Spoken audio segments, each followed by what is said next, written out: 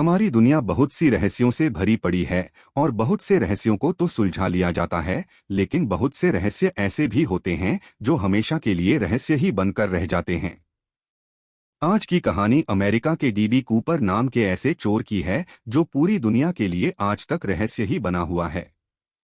FBI और बहुत सी जांच एजेंसियां इस चोर को पकड़ने के लिए 50 साल से ज्यादा का समय खर्च कर चुकी है, लेकिन उन्हें अभी तक कोई सफलता नहीं मिली है। यह घटना 24 नवंबर 1971 की है, जब डैन कूपर नाम का एक व्यक्ति काला सूट पहनकर और काला बैग लेकर एक जेंटलमैन की तरह अमेरिका के पोर्टलैंड एयरपोर्ट पर पहुंचता है और टिकट काउंटर से बोइंग 727 प्लेन में अपने लिए $20 में पोर्टलैंड से सियाटल की एक तरफा टिकट बुक कराता है। उस समय अमेरिका के एयरपोर्ट्स में ज्यादा सुरक्षा के इंतजाम नहीं थे, इसीलिए डैन कूपर अपने बैग को आसानी से प्लेन के अंदर ले जाने में सफल हो गए और अपनी सीट 18C पर बैठ जाते हैं। दोपहर के 2:50 PST में प्लेन पोर्टलैंड से उड़ती है और उड़ने के कुछ देर बाद कूपर अपने लिए बर्बन ड्रिंक और सोडा ऑर्डर करते हैं।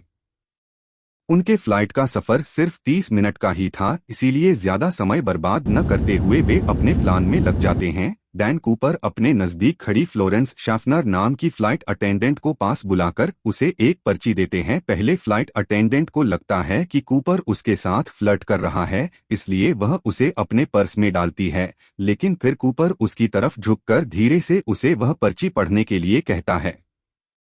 उस पर्ची में लिखा था कि उसके पास बैग में बम है और अटेंडेंट को उसके पास बैठने को कहा गया था। इसके बाद अटेंडेंट घबराकर उसके पास बैठ जाती है और कूपर को बम दिखाने को कहती है, तो कूपर अपना बैग थोड़ा सा खोलकर उसे बम दिखाता है और अपनी मांग उसके सामने रखता है और कहता है कि उसे $2 लाख और 4 पैराशूट चाहिए, नहीं तो वह प्लेन को बम से उड़ा देगा, और अगर उसकी मांगे मान ली जाती है तो वह सभी यात्रियों को सुरक्षित जाने देगा।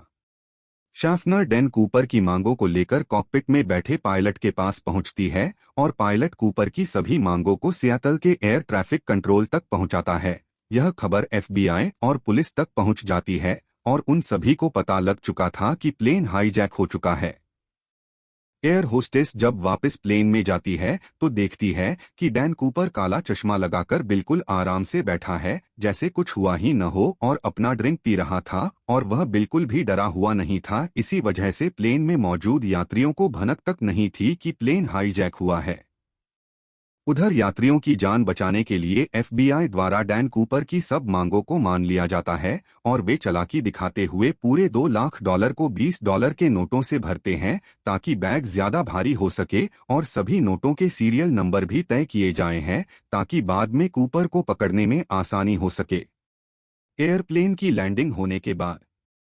5:39 PST में प्लेन सिएटल के एयरपोर्ट पर लैंड करता है और कूपर की मांग के पैराशूट और पैसे मिलने के बाद वह अपने वादे के मुताबिक सभी 36 यात्रियों को प्लेन से सुरक्षित उतरने देता है।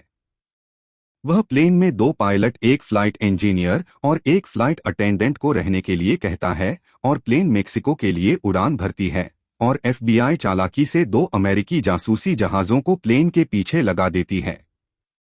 उड़ान के दौरान पायलट बताता है कि प्लेन में मेक्सिको पहुंचने जितना ईंधन नहीं है, तो कूपर उसे प्लेन को रेनो, नवादा की तरफ ले जाने को कहता है और प्लेन को 10,000 फुट की ऊंचाई में 100 नॉट यानी 185 किलोमीटर प्रति घंटे की रफ्तार से कम उड़ाने को कहता है।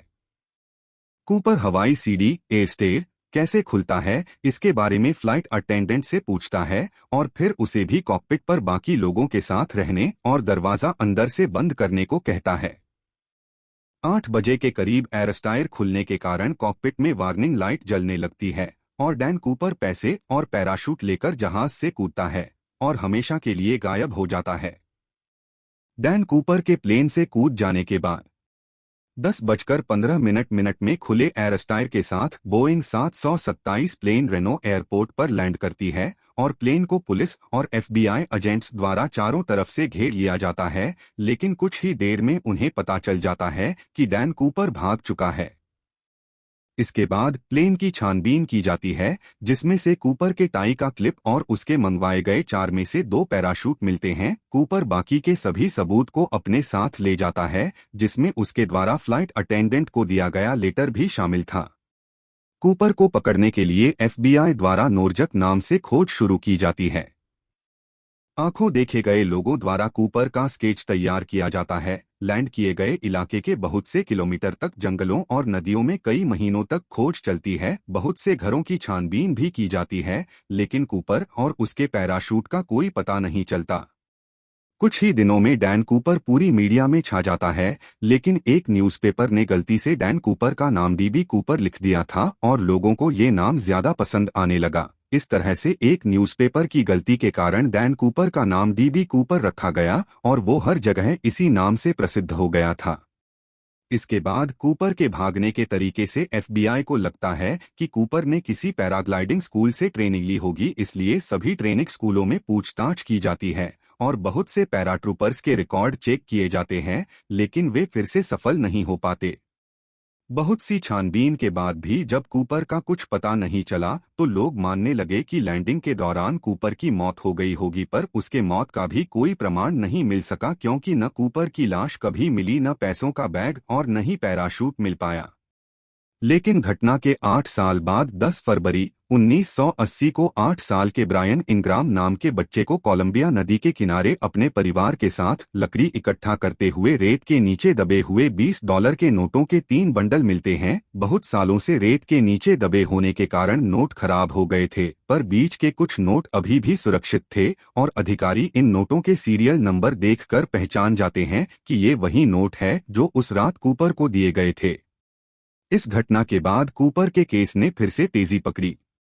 ये नोट यहाँ कैसे पहुँचे, इस पर बहुत विवाद हुआ। किसी का कहना था कि ये कूपर ने फिरौती में मांगे नोटों का कभी इस्तेमाल नहीं किया और उन्हें यहाँ छुपा कर रख दिया था, और किसी का कहना था पैराग्लाइडिंग के समय नोट के कुछ बंडल कूपर के बैग से गिरकर यहाँ आ गए। ऐसी ही बहुत सी कहानियां बनाई गई, पर इस घटना से कूपर का कुछ भी पता नहीं चल पाया। लेकिन डीबी कूपर की हाईजैकिंग के बाद उनसे जुड़ा ये पहला सबूत मिला था। डीबी कूपर के इस केस के बारे में साल साल बहुत सी छानबीन होती रही, लेकिन कोई भी पुख्ता सबूत कभी भी नहीं मिल पाया और आखिरकार हाईजैकिंग के 45 सालों बाद 2016 में इस केस को एफबीआई द्वारा बंद कर दिया गया। डीबी कूपर कौन था और कहां चला गया, ये तो कभी भी पता नहीं चल पाया, लेकिन वह दुनिया के इतिहास के सबसे शातिर चोरों में से एक बन गया और एक चोर होते हुए भी वह अमेरिका में एक मशहूर हस्ती बन गया था जिसकी चालाकी से सभी हैरान थे।